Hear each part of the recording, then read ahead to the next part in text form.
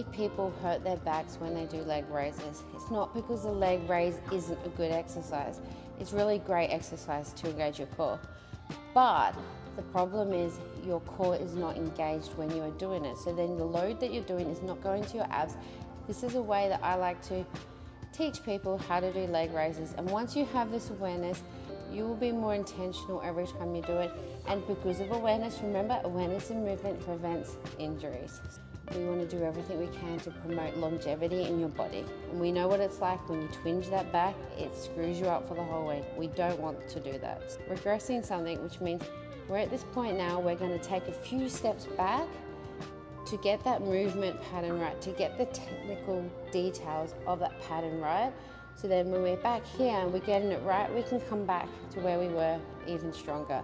Don't despise regressions. Regressions are really important when it comes to moving right, to be intentional, to have awareness with your body. Remember, awareness in your body is going to help prevent injuries. So let's have a look at these leg raises.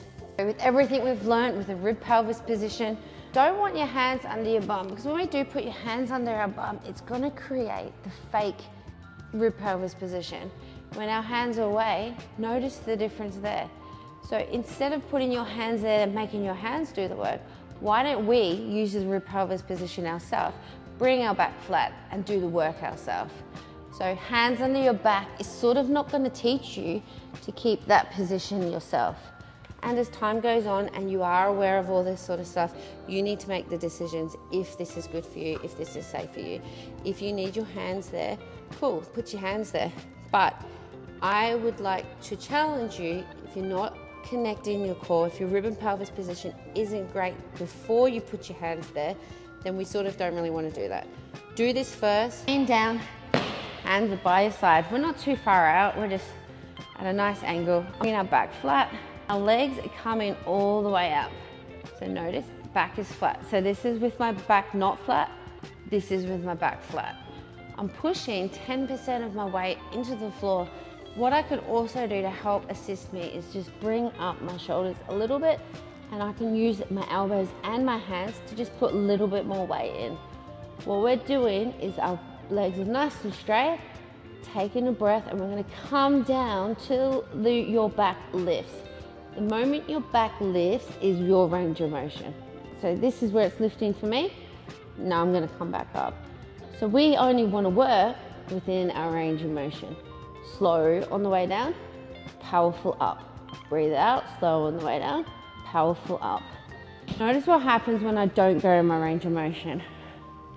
I'm up, I'm coming, look here, I'm here. I'm gonna do it again. Can't even do it right. All that load that was here in my hands, that was here in my core, goes down to my back and pulls my back. I've got lower back issues. I will never ever do a leg raise that is not with my rib and pelvis in the right position, because every time I've tried to do it in a HIIT, in a conditioning workout, without being intentional, without being smart and wise with my movement, I have always twinged my back. One of the most injuries that I hear is when people hurt their back from leg raises. So if you incorporate this in your workout, then this is really going to help you. If you come down slow, come back up powerful, and you're working within that little bit of range of motion, as time goes on, you're going to get better. You're going to be able to get more range, and you're going to be able to get stronger. It is better to work with less range, doing the right technique, than never working the right technique. So what you can do, you can get a box and you can put it there. You can get wherever your range, you can use a box, you can use a chair, you can use a wall. Maybe your range is just here. You can have a friend that just stands there and then do it like that. But give that a go and see how.